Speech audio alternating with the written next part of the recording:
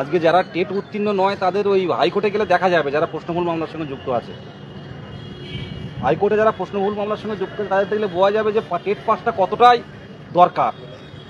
হাইকোর্টে আমি তো দেখছি অন্তত বেশ কয়েকজন উকিল এখনও কেস নিচ্ছে, যেটা 5,000 6,000 টাকা করে, আলাদা করতে গেলে 12,000 টাকা এরকম নিয়ে এখনও প্রশ্নমূল মামলার রেতে কারো 2 নম্বর, কারো 4 নম্বর, কারো 10 নম্বর, কারো 12 নম্বর, কারো 20 নম্বর এমনও অনেকে কেস করছে পাস করার জন্য। কারণ আমরা ভালো করে জানি আগামী দিনে টেট পাস হওয়াটা কিন্তু কিছু না কিছু কঠিন হবে, আমরা সবাই দেখতে পাবেন পরবর্তীকালে।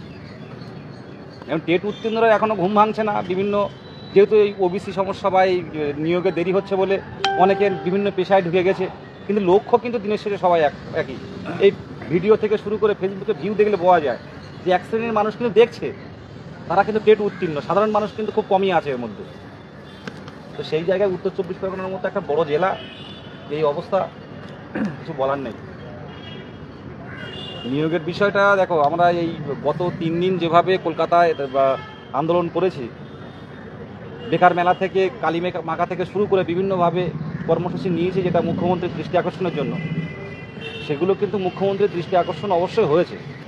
এবং তার আগের বার বিকাশ ভবনের সামনেও বেকার মেলার মাধ্যমে মুখ্যমন্ত্রীর দৃষ্টি আকর্ষণ করাতে পেরেছিলাম, যার ফলে সভাপতি কিন্তু একটা প্রেস মিট করে জানিয়েছিল আমাদের অবস্থা কোন সিচুয়েশনে আছে। তো ব্যাপারটা হচ্ছে এই ওবিসি সমস্যা না মিললে সরকার নিয়োগ করবে না, এটা বোঝা হয়ে গেছে। নিয়োগে বাধা নেই, তবু নিয়োগ হবে না, কাউকে বাদ দিয়ে নিয়োগ হবে না। যারা ওবিসি এর আগে 10টা 15টা বছর যারা ওবিসির কার্ডটা কাজে লাগিয়েছে, সেই ওবিসি কার্ডটা কোনো কারণে বাতিল হয়েছে, তাদেরকে বাদ দিয়ে নিয়োগ হবে না। তো আমরা অনেকটাই একটা ওবিসি সমস্যা, আমরা অনেকে হয়তো ভাবছি যে এখনও 2-3 মাস লাগবে, কিন্তু আমার ব্যক্তিগতভাবে মনে হয় সামনের মাসের 15 তারিখের মধ্যে দেখো ওবিসি সমস্যা কিছু না কিছু একটা সুরাহা তৈরি হয়ে যাবে। কারণ অলরেডি জনশুনানি হওয়া মানে যে প্রপার ওয়ে সেন্ট্রালের, সেই ওয়ে মেনে কিন্তু জনশুনানিটা শেষ ধাপ।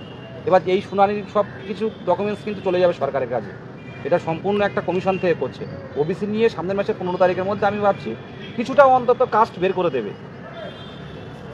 আর এখন আমাদের ধারাবাহিকতা, এই আন্দোলনের এই ইয়েগুলো ধারাবাহিকতাটা বজায় রাখতে হবে একটাই কারণে, যে সমস্যা মিললে, আইনি জটিলতা মিললে যেন প্রথম নিয়োগটা 2022 প্রাথমিক টেট উত্তীর্ণের জন্য হয়।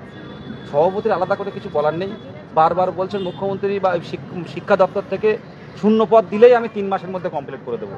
আমার 3 মাস দিলে যথেষ্ট, সকাল 8টা থেকে রাত 8টা পর্যন্ত ইন্টারভিউ হবে, দেনান দেয়া বলো 3 মাসের মধ্যে প্যানেল প্রকাশ হয়ে যাবে। এবার শূন্যপদ তো আর সভাপতির নেওয়ার কোনো সেই কেয়ার নেই, শূন্যপদটা কিন্তু সম্পূর্ণ সরকার তথা আমাদের মাননীয় মুখ্যমন্ত্রী যতক্ষণ না নির্দেশ দেবে ততক্ষণ পর্যন্ত কিন্তু হবে না। সেই জায়গায় দাঁড়িয়ে এটা আমাদের ভাবতে হবে, কোনো অ্যাডমিনিস্ট্রেটর বা কোনো আধিকারিক বা এমএলএ এমপি কোনো দিন মুখ্যমন্ত্রীর সামনে গিয়ে বলবে না যে প্রাথমিক শিক্ষক নিয়োগ দিন। আমরা যাই হয়তো এমএলএর কাছে যাচ্ছি, এমপির কাছে যাচ্ছি, শিক্ষক সংগঠনের কাছে যাচ্ছি, মুখপাত্রের কাছে যাচ্ছি, কেউ বলবে না। সেই জায়গায় মুখ্যমন্ত্রী জেলায় জেলায় যেসব জায়গায় যাচ্ছে, সেই সব জায়গায় মুখ্যমন্ত্রীকে স্বাগত জানিয়ে আমাদেরকে কাছে যাওয়ার চেষ্টা করতে হবে, কথা বলার চেষ্টা করতে হবে। নিশ্চয়ই আমরা পারবো। 2 জায়গায় শিলিগুড়ি এবং মুর্শিদাবাদ, তাই তো, মুর্শিদাবাদে কিন্তু মুখ্যমন্ত্রী দিল্লি কোর্ট ডেকেছিল, মুখ্যমন্ত্রী কিন্তু দেখেওছে। তো সামনের দিনে আমরাও চেষ্টা করবো অন্যান্য জেলায় মুখ্যমন্ত্রীর সামনে যাওয়ার। এছাড়াও কালীঘাটে তো যাচ্ছি বারে বারে, এমনকি অভিষেক ব্যানার্জি যিনি আছেন রায়মোহনবাড়ির সাংসদ, আমরা জানি ভালো করে, ওনার কাছেও ডেপুটেশন দেওয়া হয়েছে। এই ওবিসি সমস্যাটাই কারণ দেখাচ্ছে যে এটা না মিললে হবে না। তো এটা মিটে যাওয়ার পর যে আমরা আন্দোলন করবো এটা করলে হবে না, এই ধারাবাহিকতাটা রাখতে হবে যে এখনও রাস্তায় চাকরি হারাদের সাথে এই 2022 প্রাথমিক টেট উত্তীর্ণরা কিন্তু আছে। সামনের দিনে প্রথম নিয়োগটা আমরা যেতে পাই সেদিকটা কিন্তু লক্ষ্য রাখতে হবে জেলায় জেলায়। গতকালকে আপনারা দেখেছেন ভালো করে, নদিয়া জেলার চেয়ারম্যান বাইরে বেরিয়ে এসে কথা বললেন, ওদিকে পুরুলিয়ায় গেল, হুগলিতে গেল, আজ উত্তর 24 পরগনা। আমরা যাবো এখন, গিয়ে একটা ডেট নেব, এটুকুই বলবো। আর কি বলবো নাকি, হ্যাঁ আজকেই ডেপুটেশন দেবো। কিন্তু আমাদের যে কপিটা দেওয়া আছে, না বলছি আমাদের যে কপিটা দেওয়া আছে আমি যে দিয়েছি, প্রত্যেকটা মুখ এই দেখতে পাচ্ছেন ক্যামেরার সামনে, বলি এই প্রত্যেকটা মুখের মধ্যে কষ্ট আছে। বাড়িতে হয়তো মা অসুস্থ, ইনি আছেন আমাদের অচিন্তদা, সুদূর রাজস্থানে, উনি দিনমজুরির কাজ করেন, বাবা মারা গেছেন, বিভিন্ন অনেক কটা রোগের মাধ্যমে বাবা মারা গেছেন, প্রচুর খরচ করেও বাবাকে বাঁচাতে পারেনি। এখন সেই অবস্থায় দেখুন, এই মানে অসহজ অবস্থায় বাইরে বেরোনো যায় না এই গরমে, সেই অবস্থায় কিন্তু উনি চলে এসেছেন যে না আমি এই সময়টা একটু হাতে একটা দিন আমরা টাইম পেয়েছি, ঘুরে আসি। আপনারা যারা বাড়িতে বসে দেখেন, প্রত্যেকেই দেখছেন, এই সব মানুষগুলো দেখেও আমাদের কষ্ট লাগে না? তন্ময় আছে, দোকান আছে তন্ময়, ও দোকান না গেলে দোকান বন্ধ থাকে, সেই অবস্থায় এসছে। আমাদের দিদি ভাইরা আছে সংসার ফেলে, একটা সংসারে ভোরে উঠে তারা রান্নাবান্না করে, রাখি আছে ভোরে উঠে রান্নাবান্না করে বাচ্চাদের খাবার দাবার তৈরি করে, স্বামী কাজে যাবে বা কোথাও যাবে, সেই সব খাবার তৈরি করে গুছিয়ে কারোর বাড়ি হয়তো বাচ্চা টাচ্চা রেখে তাই ওখান থেকে আসে।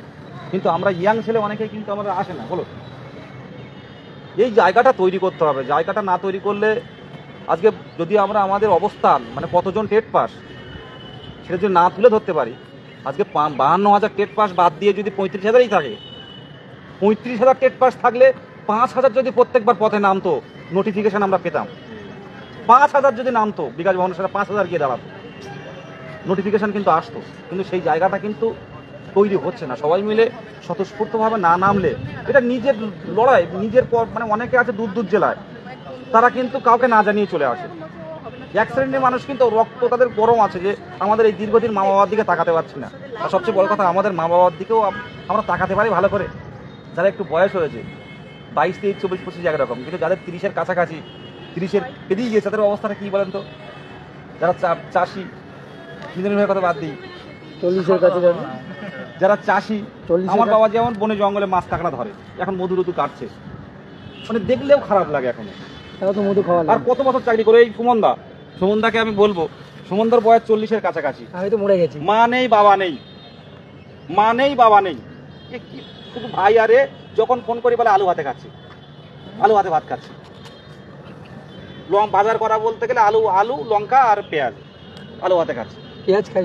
এই করে একটা জায়গায় কাজ করে, সিকিউরিটির কাজ করে, এই করে কোনো মতে দিন চালাচ্ছে।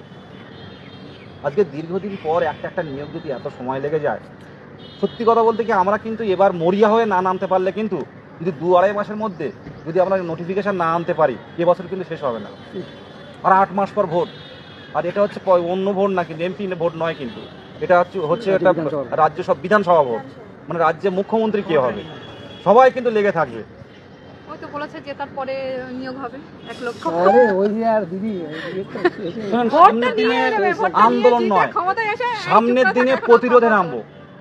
প্রতিরোধ যদি এর মধ্যে নোটিফিকেশন না আসে, যে জেলায় মুখ্যমন্ত্রী সহ যে জেলায় যে মন্ত্রী যাবে সেখানে আমরা যাচ্ছি, সেখানে যাচ্ছি আমরা আর এর মধ্যে কিছু প্রসেস নেব আমরা মুখ্যমন্ত্রীর সাথে দেখা করার, যে প্রপার ওয়ে সেই জায়গাটা তৈরি করবো। কি বলবো বুঝতে পারছো? মুখ্যমন্ত্রীর কাছে যাওয়ার ওটা একদম ডকুমেন্টারি, মুখ্যমন্ত্রীর বাড়িতে দেখা করার জন্য আমরা যাব।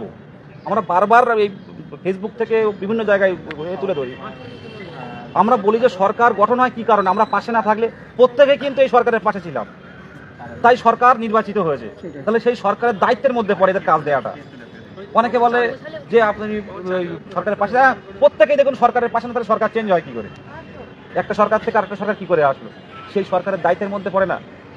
বাড়ি বাড়ি থাকছি, বাড়ি বাড়ি থাকছি, 3টে টার্ম তো এইটুকু বলে আমি ইয়ে করলাম। আর তো বলে এবার চলো, বলো বলো তুমি বলো, তুমি বলো, তুমি বলো। আরে অচিন্ত তুমি বলো, না না বলছো তুমি তো বলো। হ্যাঁ কন্টিনিউ করো।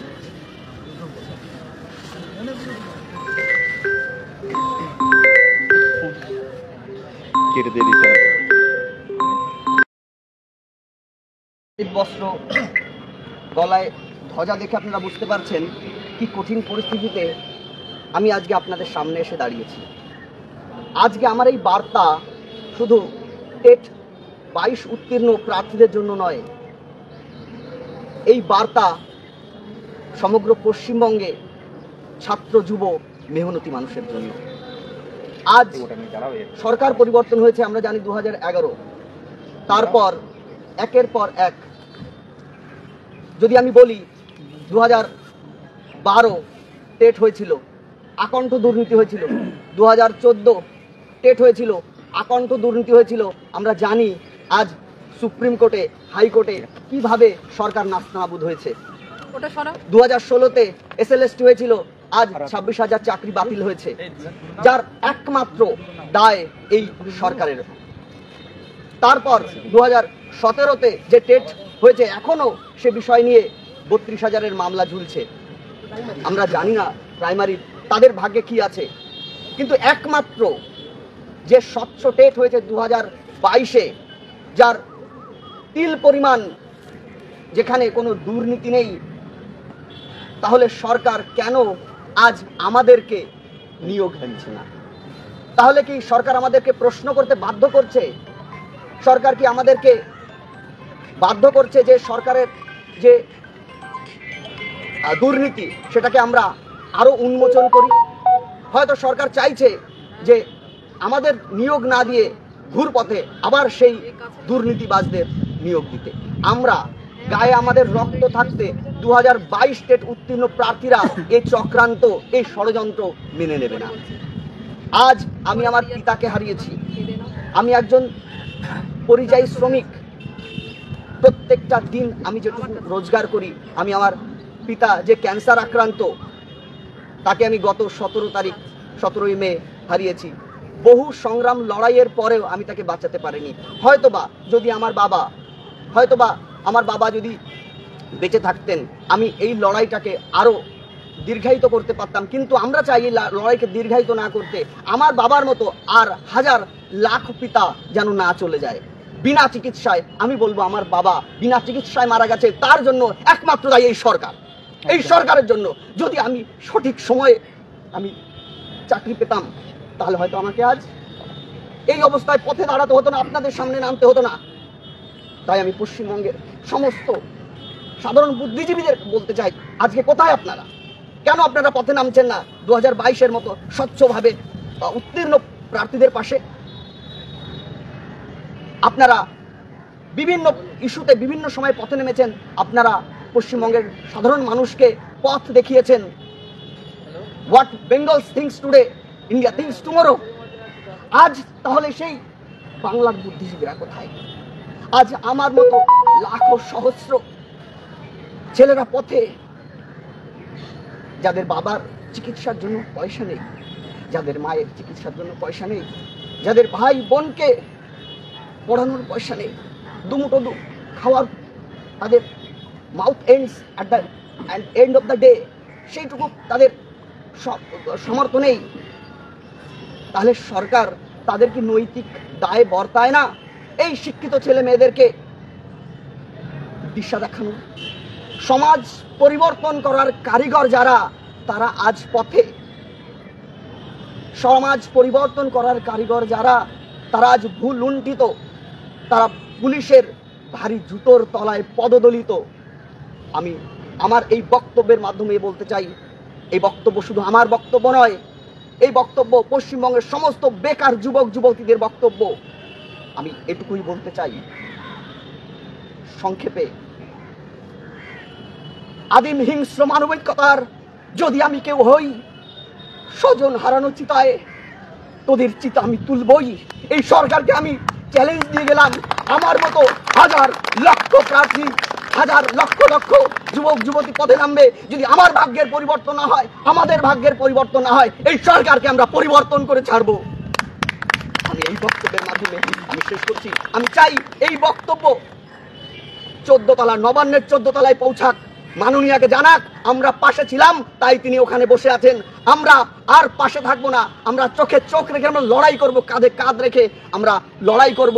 আর আমাদের ভাগ্যের পরিবর্তন না হলে আমরা সরকার পরিবর্তন করব। জয় হিন্দ, বন্দে মাতরম। অ্যাকচুয়ালি কথা যেটা দাদা বললেন, খুব ভালোভাবে প্রত্যেকটা কথা তুলে ধরলেন। দেখুন, আজকে ওনার বাবা মারা গেছেন, বাবা কিন্তু দেখে যেতে পারেনি। ছেলের মানে একটা বাবা ছোটোবেলা থেকে একটা সন্তানকে কোলে পিঠে মানুষ করে তাকে পড়াশুনো শিখিয়ে তাকে প্রতিষ্ঠিত করার জন্য বাবা মারা মরিয়া থাকে। মারা যাওয়ার আগে অন্তত এইটুকু দেখতে পেলে তারা খুশি হয় যে একটা ছেলে স্বাভাবিক জীবনযাপন করছে, প্রতিষ্ঠিত হয়েছে। সেই জায়গায় দাদা পছন্দ, তার বাবা মারা গেছে, দেখে যেতে পারেনি ছেলে প্রতিষ্ঠিত হওয়া। এরকম আমাদের উনি যেটা আজকে ফিল করলেন, হয়তো সেইভাবে আমরা ফিল করতে পারছি না বিষয়টা, কিন্তু আমাদের যখন বাবা মা হারিয়ে যাবে আমরাও কিন্তু একইভাবে ফিল করব। তখন আমাদের অন্তরে বাধা হবে, অন্তরে কষ্ট লাগবে যে বাবা দেখে যেতে পারলো না। সেই বাবা কত মাধ্যমিক ছোটোবেলা থেকে পড়ানো স্কুলে নিয়ে যায়, সেখান থেকে হাই স্কুলে পড়া, মাধ্যমিক, উচ্চ মাধ্যমিক, মাধ্যমিক পরীক্ষার সময় বাড়ির থেকে লোকজন হলে যাওয়া, সেখানে পরীক্ষা থেকে বেরিয়ে আসার পর তাদের বিভিন্নভাবে খাওয়া দাওয়া, ডাব আঙুর এগুলো কেটে কেটে খাওয়ানো, গ্লুকন্ডির জল খাওয়ানো, তো এগুলো করতো। আর সেই ছেলেটার মাথার চুল পাকলো, গোদ্দারি পেকে গেল, সে প্রতিষ্ঠিত হতে পারলো না। আজকে সত্যি কথা বলতে কি খুব খারাপ লাগে যে এই সরকারের আমলে একটা এসএসসি হয়েছে, সেটাও দুর্নীতি, একটা আপার প্রাইমারি হয়েছে, সেই নিয়োগ এখনো হচ্ছে, দুটো নিয়োগ হয়েছে 14-17, সেটাও দুর্নীতির ঝুলে রয়েছে। এর থেকে দুর্ভাগ্য আর কিছু হতে পারে না। এটা ডেমোক্রেসি সিস্টেম, একটা গণতান্ত্রিক পদ্ধতি। এখানে যদি স্বজন পোষণ সুপারিশের মাধ্যমে যদি শিক্ষকের মতো পেশায় যদি অযোগ্যদের ঢুকিয়ে দেওয়া হয়, তাহলে রাজ্য কেন, দেশেরও পরিস্থিতি খারাপ হবে। অন্যান্য উন্নত দেশগুলো আমাদের থেকে হাসছে যে এত এই 26,000 টিচার বাতিল হলো। উন্নত দেশগুলো আমাদের এই সব ইংলিশ পেপার দেখে পড়ছে আর তারা হাসাহাসি করছে যে শিক্ষকের পেশা, সেখানেও দুর্নীতি। হ্যাঁ, গ্রুপডির ক্ষেত্রে হতে পারে, কিন্তু যেখানে আগামী দিনের রত্ন, আগামী দিনের ভারতের সম্পদ তৈরি হবে, যে শিশুদের মাধ্যমে ভবিষ্যৎ তৈরি হবে, সেখানে দুর্নীতি। প্রাথমিক স্কুলে আমরা দেখতে পাচ্ছি রিসেন্ট অনেকে যোগ বিয়োগ ভালো করে করতে পারে না, গুণ ভাগ ভালো করতে পারে না। এগুলো দেখতে নেই। এটা একটা দিন নয়, এর প্রত্যেকটা বেকারত্বের কিন্তু বুকে আগুন জ্বলছে। কিভাবে বিপ্লব গঠিত হবে কেউ কিন্তু জানে না, এটা মাথায় রাখবেন। প্রত্যেকের বুকে আগুন জ্বলছে। কিন্তু আজকে আমার বাবাটা, আমার এই অচিন্ত ভাইয়ের বাবার মূল্য ওর কাছে যতটা আছে, ওনার ভিতরে কিন্তু সেই আগুনটা জ্বলছে। আর কোনোদিন এই জীবনে বাবাকে বলতে পারবে না, বাবা আমি এই স্কুলে চাকরি পেয়েছি। এটা কিন্তু ওনার জীবনে একটা প্রাপ্তি হলো না, বলতে পারবে না। এমন অনেকেই অচিন্ত দাদা অনেকেই আমাদের বাংলায় আছে এবং সামনের দিনে আসবে। এই সরকার যদি ধারাবাহিক নিয়োগ না দেয়, এই সাধারণ মানুষই কিন্তু উৎখাত করবে, এই ছাত্ররাই কিন্তু পথে নামবে। বারবারই বলি, আমরা সেই আমলে 2010 সালে মানুষ একটা পরিবর্তন চেয়েছিল। কেন দিকে দিকে আন্দোলন করতে হচ্ছে, কেন দিকে দিকে লড়াই করতে হচ্ছে, কেন করতে হচ্ছে বলুন তো? কেন সরকার বিরোধী কথা বিভিন্ন ফেসবুকে মিডিয়াতে বলছে মানুষ? সাধারণ চাকরি প্রার্থীরা যারা ভয় পেত আগে বলতে, কিন্তু এখন বর্তমানে বলতে সাহস যোগাচ্ছে কারা? কারণ দিনের পর দিন তারা বঞ্চনার শিকার হচ্ছে। আজকে ডাইরেক্ট মুখ্যমন্ত্রীকে প্রশ্ন করতে একটা সাধারণ লোকও ভয় পায় না। কেন? এর কারণটা কি খুঁজে বের করতে হবে। ধারাবাহিক নিয়োগ হলে আজ শিক্ষক নিয়োগের এই দুরবস্থা, স্কুলগুলোর দিকে তাকানো যায় না, ভূতের বাড়ি হয়ে গেছে। এটা ভাবতে হবে। এবার পার্থ কিছু বলো। অচিন্তদা যে কথাগুলো বললো, বা অচিন্তদার এখন যে পরিস্থিতি, সমবেদনা জানানো বলো, তার কোনো ভাষা নেই, সেটা আমরা পারবো না। কারণ যে ক্ষতিটা হয়েছে এটা অপূরণীয় ক্ষতি। এমনকি টেট পাস করার পর 2.5 বছর সময় কেটে গেছে, যেখানে সরকার যদি সৎভাবে নিয়োগ দেওয়ার চিন্তাভাবনা করতো, হয়তো জেঠু দেখে যেতে পারতেন যে তার ছেলে সরকারি চাকরিটা পেয়েছে, কিন্তু সেটা পারলেন না। মানে এটা সত্যি একটা ভীষণ কষ্ট। আমি দাদার একটা কথা নোট করেই বলতে চাই। দাদা যেটা বললো যে আজকে বাংলা যেটা করে, আগামীতে দেশ সেটা করছে। কিন্তু আমরা এই মুহূর্তে দাঁড়িয়ে এটা চাই না যে আজকে বাংলায় যে দুর্নীতি হচ্ছে, আগামীতে দেশে সেই দুর্নীতি হোক। আমরা এই দুর্নীতির অবসান চাইছি, যার জন্য আমরা কিন্তু এই ক্রমাগত লড়াই আন্দোলন চালিয়ে যাচ্ছি। আমাদের এই মুহূর্তে চাকরির যারা দাবিদার রয়েছে, সবার মোটামুটি নিয়োগ হয়ে গেছে। শুধুমাত্র 2022 প্রাথমিক টেট পাস আমরা পড়ে রয়েছি, এবং ভাগ্যের দোরগোড়ায় দাঁড়িয়ে 26,000 চাকরি বাতিল হয়েছে এবং 32,000 অপেক্ষায়। জানি না তার কি হবে। আমাদের একটা স্পষ্ট দাবি আমরা শুরুর দিন থেকে করে এসেছি, বেশি কথা বলছি না। শুরুর দিন থেকে আমাদের একটা স্পষ্ট দাবি ছিল যে ন্যূনতম 50,000 শূন্যপদে আমাদের নিয়োগ বিজ্ঞপ্তি প্রকাশ করতে হবে, এবং 2022-এ আমরা যারা টেট পাস করেছি তাদের পূর্ণাঙ্গ PDF প্রকাশ করতে হবে। ট্রেনিং মোড সমস্ত পাস, সেখান থেকে বিএড বাদ গেছে 92 লক্ষের কাছাকাছি, 90 লক্ষের কাছাকাছি, সরি মাথা কাজ করছে না, 90,000-এর কাছাকাছি। এই মুহূর্তে এইটাই দেখবে কিছু ছেলে মেয়ে এইটাই কেটে ট্রোল করে দিয়েছে। হ্যাঁ, কোনো অসুবিধা নেই, কিন্তু চাকরির দাবিতে, নিয়োগের দাবিতে কথা বলবো। টেট পাস যদি DLED 52,000 থাকে, 52,000 পথে নেই কেন? আমরা এই সংখ্যাটা PDF-এর সাথে মেলাতে চাই। বিগত দিনের নিয়োগগুলোতে আমরা যেটা দেখতে পেয়েছি যে কিছু নাম উড়ে এসে জুড়ে বসেছে, যারা হয়তো পরীক্ষাতেই বসেনি, র্যাঙ্ক জাম্প হয়েছে, ওএমআর ম্যানিপুলেশন হয়েছে, পরীক্ষার ফর্ম ফিল আপ করেনি, সেও পরীক্ষা দিয়ে সেও চাকরি পেয়েছে। এই দুর্নীতিগুলো হতে দেব না। বাংলা যেটা আজকে করে, দেশ সেটা পরবর্তীতে করে। এটা যদি রাখতে হয়, করতে হয়, তাহলে এই দুর্নীতি রুখতে পারি আমরা। পূর্ণাঙ্গ PDF প্রকাশ করো। 2022 প্রাথমিক টেট পাস এবং বিগত টেটগুলো থেকে যারা এখনো চাকরি পায়নি, তাদের সবাইকে নিয়ে ন্যূনতম 50,000 শূন্যপদে নিয়োগ বিজ্ঞপ্তি প্রকাশ করো। মুখ্যমন্ত্রী যে বার্তা দিয়েছিলেন, কোনো টেট পাস বসে থাকবে না, তার প্রতিশ্রুতি পূরণ হোক। শিক্ষক পদে 1 লক্ষ শূন্য পদ রয়েছে, সেই 1 লক্ষ শূন্য পদে সমস্ত শিক্ষাক্ষেত্রে নিয়োগ হোক। পর্ষদ সভাপতি যে 50,000-এর বার্তা দিয়েছিলেন সেই 50,000 শূন্য পদের পূরণ হোক, এবং বছরে 2 বার নিয়োগ এবং 1 বার টেটের যে বার্তা পর্ষদ সভাপতি ক্ষমতায় পাওয়ার পর দিয়েছিলেন সেই বার্তারও পূরণ হোক। আমরা চাই না বছর বছর টেট আটকে থাক, আমরাও চাই বছর বছর টেট হোক এবং প্রতি বছর ন্যূনতম 2টো করে নিয়োগ হোক। তার জন্য দরকার যারা বসে আছি তাদেরকে নিয়োগ দিয়ে বার করা। 2022 সালে টেট পরীক্ষা দিয়ে পাশ করে আজকে 2.5 বছর বসে, বলতে খারাপ লাগছে 2023 যারা টেট পরীক্ষা দিয়েছে তারা এখনো রেজাল্ট পায়নি, 1 বছরের বেশি সময় পার হয়ে গেছে। একটা রেজাল্টের জন্য তাদেরকেও বা এতদিন অপেক্ষা করতে হবে কেন? তারাও তো যোগ্যভাবে পরীক্ষাটা দিয়েছিল, সবাই নিজের হকের টাকা দিয়ে হকের চাকরির পরীক্ষা দিয়েছে, তাহলে তাদের আবার রেজাল্ট আটকে কেন?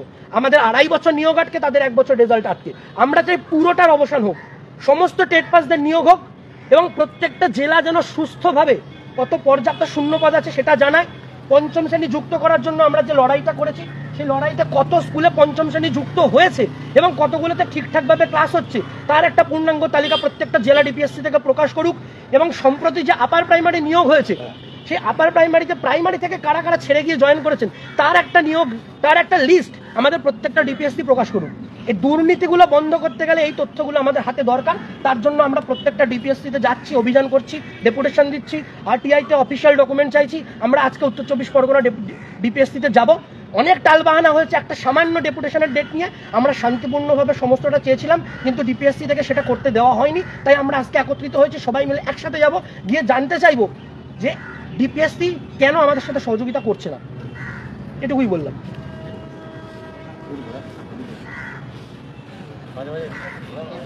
তুমি কি দিশা বলো, কল করেছিল আর কেউ কিছু বললো বলো, বলে চলো।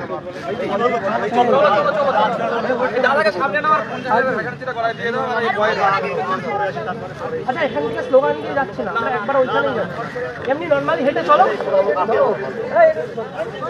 এমনি যাই। দাঁড়াই করে ছবি তুলতে হবে, দাঁড়াই করে ছবি তুলতে হবে, দাঁড়ানো ছবি তুলতে হবে। আজকেই যাওয়ার চেষ্টা করবো। ডান ডান করো। তুমি কি এখন দাঁড়ার সাথেই থাকো? না আমি যাচ্ছি আর রাখি আমার ক্লাসমেট, মানে আমরা একসাথে ডে লেট করেছি, আমি তো দাদা চিনতেই পারি, দাদা মানে ট্রেনটা লেট হয়ে গেল, নাহলে অনেকক্ষণ আগে চলে আসতে পারতাম।